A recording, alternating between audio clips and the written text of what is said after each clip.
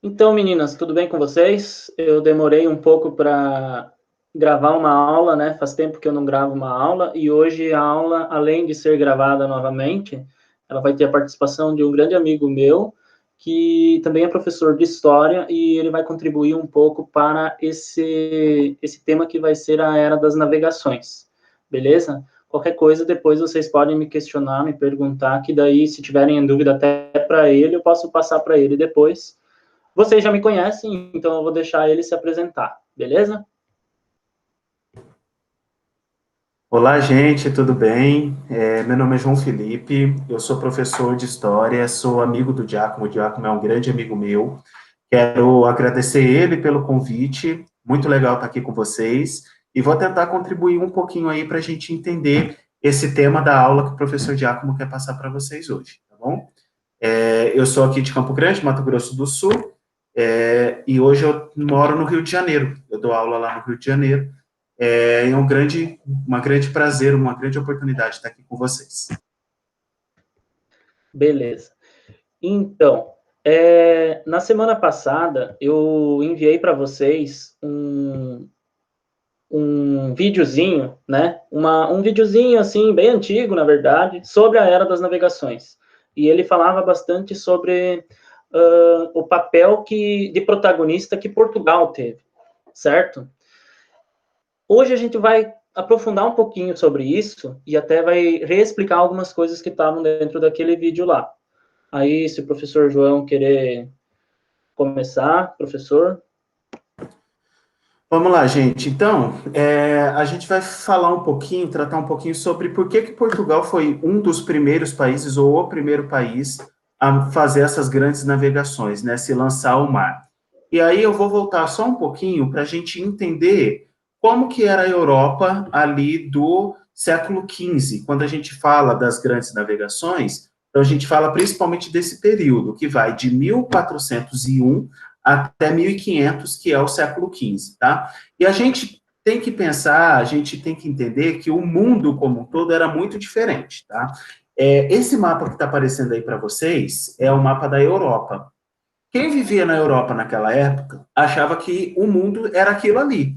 Então, por exemplo, não, para eles não existia a África que está aqui mais ao sul, o continente africano, e nem esse continente americano que está aqui totalmente destacado da Europa, mais aqui para a nossa esquerda, tá? E aí o que acontece? O século XV, ele é um século de muitas transformações na Europa. Então, a gente pode lembrar, por exemplo, que a Europa ela estava saindo do período conhecido como Idade Média e ela tinha acabado de passar pelo Renascimento cultural. E o que isso significa? Significa que o conhecimento, isso que a gente está fazendo aqui agora, né? A gente está conversando, a gente está compartilhando conhecimento. Isso não era comum na Europa lá do século XV, tá? O conhecimento ele estava restrito a poucas pessoas, tá? Então não se sabia, por exemplo, que a Terra girava em torno do Sol. Se acreditava que a Terra era o centro do universo e que o Sol que girava em torno da Terra. Hoje não. Hoje a gente tem alguns marcadores. Hoje a gente contabiliza a Terra girando em torno do Sol. Então, a gente tem um ano de 365 dias, que é o tempo que a Terra demora para dar uma volta completa em torno do Sol.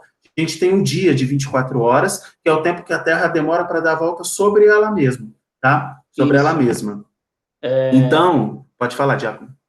Então, meninas, aí vocês pegaram a fala do professor João ali, a questão do renascimento, né? E todo esse conhecimento que ele falou ali, que ele começou a ser mais difundido, estudado, aprofundado e espalhado por causa do renascimento. E a gente estudou bastante sobre o renascimento, até o professor João falou ali sobre o teocentrismo, sobre o geocentrismo, né? Que seria a Terra no centro do universo. O que acontece? Aí vocês vão lembrar que a Europa ela estava passando por uma transformação. Ela estava saindo do chamado feudalismo, né? E ela foi cada vez mais esses burgos, que são as cidades, vocês lembram bem, elas foram crescendo. As feiras originaram os burgos e assim as cidades foram crescendo. E aí a gente vai fazer a ligação, né, João? Aham. Quem são os burgos? São os burgueses, e isso vocês lembram, Uhum. meninas, E o que eles têm? Eles têm o capital, eles têm o dinheiro, e aí eles vão começar a investir esse dinheiro em cada vez mais em investimentos mesmo econômicos, certo? E Uhum. um desses investimentos, ele vai começar a ser investimento na navegação, Uhum. certo? Por quê? Até o João, se ir lembrando, pode falar,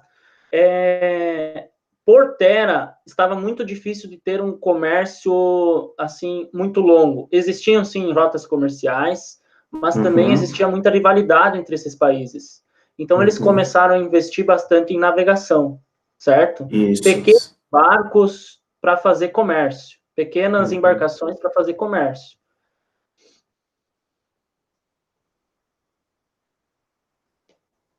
E aí, lógico, né? Pode falar, João, pode falar. Pode projetar o mapa, pode deixar o mapa projetado. Para mim não está aparecendo isso.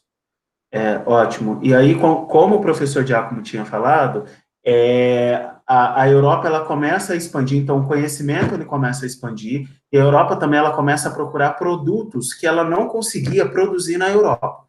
Então, por exemplo, você tem as especiarias. O que são as especiarias? O cravo, a canela, a noz moscadas, temperos, né, que a gente tem hoje, que naquela época não era comum. As pessoas naquela época comiam carne só cozida no vapor, sem tempero nenhum.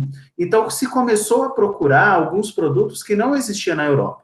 Então, a Europa ela vai estabelecer uma rota comercial ali onde está escrito otomano. Passa o mouse para a gente, Giacomo, por Sim, favor. aqui. Ali naquela região ali onde está otomano, tá? E principalmente também com aquela região lá mais à direita, que é a região da Índia, lá, tá? Que está Bengala, Ceilão, tá? Essa região da Índia e da China, de onde vão vir produtos maravilhosos que a Europa não conhecia, como a seda, tá bom? Só que tudo isso passava diretamente por aquele, é como se fosse uma porta de entrada. O otomano ali, onde a gente está vendo, é como se fosse uma porta de entrada entre a Europa e a Ásia, tá? Que eles chamavam de Oriente. Então, eles caminhavam ali para o Oriente. E você tinha algumas maneiras de fazer isso. Ou seria uma rota via terrestre, que foram abertas com as cruzadas, tá? Ou seria uma rota navegando ali por aquele mar que se chama Mar Mediterrâneo, que é ali onde que o professor ele está passando ali o mouse, tá? Só que o que acontece? Em 1453 vai acontecer uma coisa que o Império Otomano ele vai ser conquistado, ele vai cair. Então vai acabar que o Império Otomano, que organizava todo aquele comércio, que era aquela porta de entrada, ou aquela porta de passagem entre a Europa e a Ásia, ele vai alterar, tá? Ele caiu, não existe mais Império Otomano, e aí vão acontecer algumas rivalidades, tá? Rivalidades entre algumas cidades, tá? Da Europa. Nesse momento, a gente ainda não pode falar sobre país. Não existe nenhum país na Europa. Existem algumas cidades e alguns reinos ainda. Então, a gente está vendo ali, né? A região de Castela e Aragão, onde vai ser futuramente a Espanha. A gente tem o Sacro Império Romano Germânico, onde futuramente vai ser a Alemanha, tá? A gente tem aqui, ó, Aragão aqui embaixo, e a gente tem ali o Piemonte ao norte, onde depois vai ser a Itália.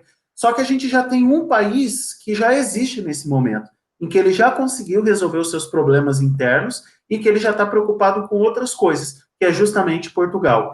Então, Portugal ele vai ser um dos primeiros países, tá, o professor Giacomo ele voltou ali para 1313 ali no mapa. Ó. Você vai ver que Portugal ali ele já é um país consolidado.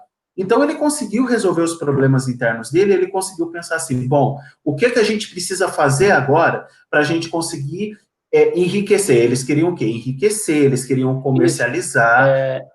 Pode Professor, falar. e aí tem um detalhe bem importante nessa sua fala, né?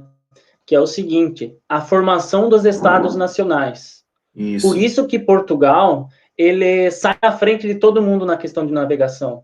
Aí assim, Aham. professor, mas outros países já não tinham navegado? Não, lógico que sim. mas sair para navegar de uma maneira organizada, como se fosse eu vou dar um exemplo assim, como se fosse uma grande empresa que sabia o que queria, como queria, o que ia fazer. Então, essa parte que o professor está falando é o seguinte: Portugal já era há muito tempo, desde esse período mais ou menos, foi na década de 10 aqui, 1310, 1314, por aí, que Portugal se consolida como o chamado primeiro Estado Nacional. Que significa o quê? Significa que era dentro de um território, assim, delimitado, esse seria, tipo, a fronteira de Portugal, as pessoas falam o mesmo idioma, têm a mesma religião e a mesma organização política, certo? O que em vários outros países ainda tinha muitos conflitos com isso, e por isso que eles não conseguiam se organizar para navegar. E Portugal, como era um território pequeno, mas isso aqui agora não quer dizer muita coisa, ele foi o primeiro que se organizou, então, como um Estado nacional. Eu vou repetir. Dentro de um território, falar o mesmo idioma e ter a mesma religião e ser da mesma organização política. O que significa isso? É um rei de todo o território, certo? E aí, por isso que Portugal consegue se organizar um pouco melhor para investir em outros pontos de comércio. Por exemplo, Portugal é muito pequenininho. Mesmo tendo tudo isso aqui, mesmo sendo formado, ele não conseguia combater todos esses países aqui para chegar e fazer comércio com outros países aqui que o professor João falou antes, Índia, China, certo? Então, o que ele vai fazer? Ele vai investir em outras coisas, como as próprias embarcações. E aí tem um detalhe, eu só vou passar para frente um pouquinho aqui, tem um detalhe importante. Portugal aqui já estava consolidado, e aí, professor, por que eles não foram aqui pelo mar Mediterrâneo? Que nem o professor João falou. Porque justamente esse mar aqui era muito perigoso, porque ele era de domínio de algumas cidades portuárias, que é onde hoje fica a Itália, Veneza, Florença e Gênova. Eles que mandavam nesse comércio marítimo. Aí vocês lembram que por terra estava difícil por causa da queda do Império Otomano, pelo mar Mediterrâneo também estava complicado, então os portugueses tinham que arrumar outros meios para fazer esse comércio com esses territórios mais ao oriente, certo?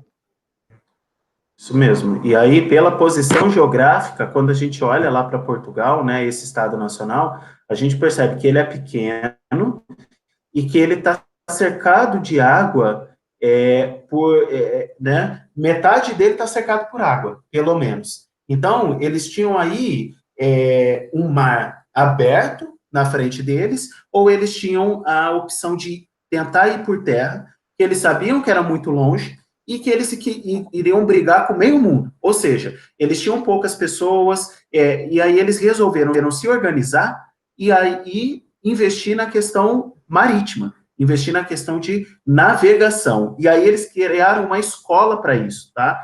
Que foi a chamada Escola de Sagres, tá? Então, a Escola de Sagres é uma escola totalmente dedicada à navegação. Então, eles vão bolar ali alguns instrumentos, por exemplo, se vocês quiserem anotar e depois pesquisar, tá? O astrolábio. Para que serve o astrolábio? Faça uma pesquisa depois para enviar para o professor Giacomo. Para que serve o astrolábio? A bússola, conforme nós a conhecemos hoje, ela é inventada nesse período, tá? Você tem todo o estudo da astronomia, tá? E aí, estudando outros documentos que já haviam sido produzidos, tá? Portugal, ele tem uma conclusão que não era mais uma novidade, por assim dizer, mas ainda não estava totalmente difundido na Europa, que eles tinham uma ideia muito clara. Eles falaram o seguinte, ó, se a gente sair aqui pela nossa esquerda e navegar em linha reta, a gente sabe que a Terra ela é um globo.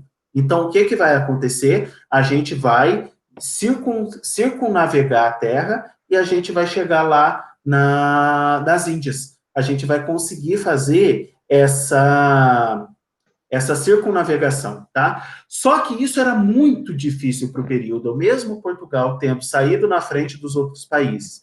e tendo aí criado várias ferramentas para que ele conseguisse fazer isso, Portugal, ele era muito difícil navegar. Se acreditavam que existiam monstros marítimos, né? A navegação você tinha que sair, ficar muitos meses no mar, ou seja, você tinha que sair dali com tudo que você precisava, e nem sempre isso era fácil. Eram muitos meses navegando, faltava comida, faltava água. Então, Portugal, ele começa a pensar também em outras estratégias. E aí, ele começa a navegar ali para o sul, e ele faz uma conquista muito importante, né, que é a conquista de Ceuta.